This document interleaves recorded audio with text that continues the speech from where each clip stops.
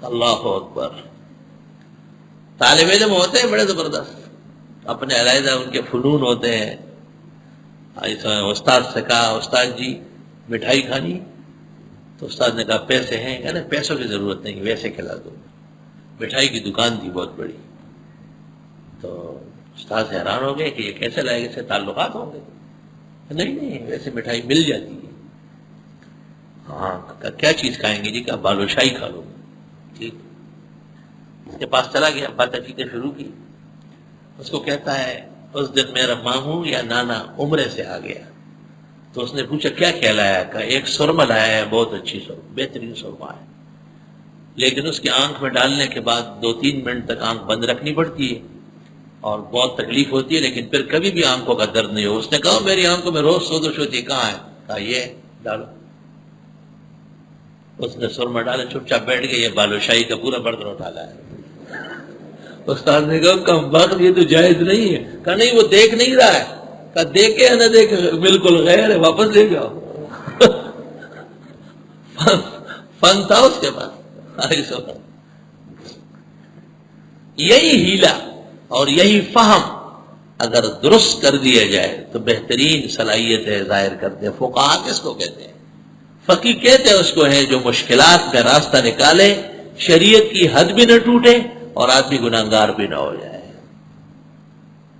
حضرت امام شافعی رحمت اللہ علیہ کی خدمت میں ایک شخص آیا اور اس نے کہا میں نے اللہ سے عہد کیا تھا کہ اگر مجھے خدا نے بیٹی دی تو میں سارے جہان کا ساز و سامان جہیز میں دوں گا. اب اللہ نے بیٹی دی، وہ جوان ہو گئی، شادی تیار ہے، میری توفیق نہیں ہے. اس وقت میرے دن بہت اچھے تھے. امام شافعی نے فرمایا یہ کوئی پریشانی کی بات نہیں، آپ جہیز میں قرآن کریم دیں. قرآن کریم ساری دنیا اور اس کے ساز و سامان سے بڑھ کر متاع عزیز ہے. یقینی بات ہے، پوری دنیا اس کے سامنے متاع دنیا قلیل. ایک بہت بڑے عالم سے میں ملنے گیا، باتیں کر رہا تھا، پان ٹھیک کر رہا تھا. ایک چالی گر گئی تو الٹے ہاتھ سے منہ میں ڈالی. اتفاق سے میرے ساتھ ایک طالب علم بھی گیا تھا. تو وہ خیر بڑے آدمی تھے ہم. تو راستے میں مجھے کہتا ہے ایک چالی تو انہوں نے بھی الٹے ہاتھ سے کھا لی. انا للہ و انا الیہ راجعون. ایک بھی نہیں کھانے الٹے ہاتھ سے.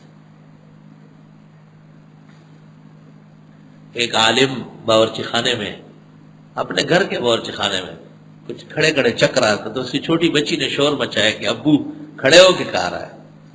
تو اس نے کہا کہ کھا نہیں رہا، چک رہا ہوں. تو اس نے پوچھا کہ چکنا کھڑے ہو کر جائز ہے کیا؟ اللہ تعالیٰ بچوں کو بھی فطری علم دے دیتا ہے. خوشی کی بات ہے یہ تو. مرد باید کی گیرد اندر گوش ور بنشتست پند بر دیوار. جب دیوار سے نصیحت لینی ہے، اگر کوئی چھوٹا بچہ، امام اعظم کو چھوٹی سی بچی نے نہیں کہا تھا کہ حضرت آپ خیال رکھیں. اللہ اکبر. یہاں چھوٹے چھوٹے بچے آ گئے جلوس کے اندر، شور مچایا. میں نے کہا باہر نکلو، شور کر رہا. اس زمانے میں یہاں بھینس کھڑی ہوتی تھی. تو مجھے کہہ رہے انکل مسجد میں بھینس بھی نہیں ہونا چاہیے. بالکل صحیح سوال تھا. میں نے دعا کی اللہ تعالیٰ سے. میں نے کہا یا اللہ یہ بچے نے صحیح کہا ہے، اور آپ مجھے یا تو یہ بھینسیں ختم کر دیں یا ان کے لیے انتظام فرمائے. 20 دن نہیں گزرے تھے کہ باہر سپر ہائی وے پہ باڑے بن گئے. احترام کرنا چاہیے غرر نقول کا، اچھے کلام کا احترام کرنا چاہیے. ہمارے یہاں جب اساتذہ سے درخواست کی گئی کہ آپ لوگ پگڑیاں باندھا کریں، خاص کر دور حدیث میں، تو اساتذہ سب ہم مسلک اور ہم رائے لوگ ہیں اور ہم سے زیادہ بعمل ہے، لیکن بعض چیزوں کی عادت نہیں ہوتی. ایک بڑے عالم نے مجھے کہا میں آپ کے کہنے سے پگڑی باندھتا ہوں لیکن میرے گردن میں درد ہو گیا. کہا مجھے ایسا معلوم ہوتا ہے کہ میرے سر پر پتیلا رکھا ہوا ہے. یا خدایا پاک.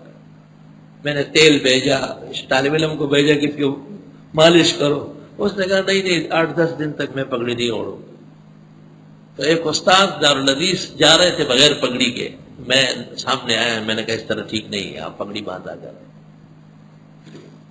چلا گیا، پگڑی منگوائی. سر پہ رکھ کے اندر چلا گیا. ایک طالب علم یہاں وضو خانے میں وضو کر رہا تھا. مجھے کہتا ہے ایک بات کہتا ہوں مارو گے تو نہیں؟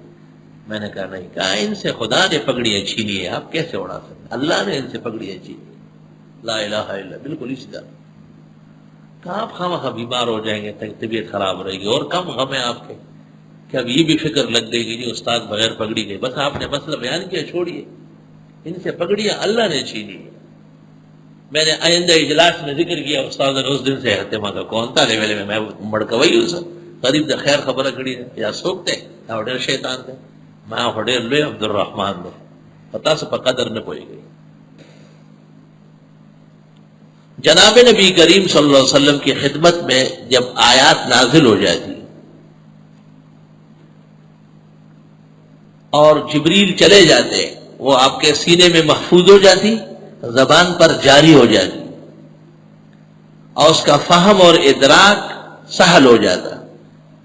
آپ صحابہ کرام میں سے زید بن ثابت اور کافی حضرات ہیں, ان کو فرما دیتے کہ یہ لکھ لو, وہ لکھنا شروع کر دیتے تھے.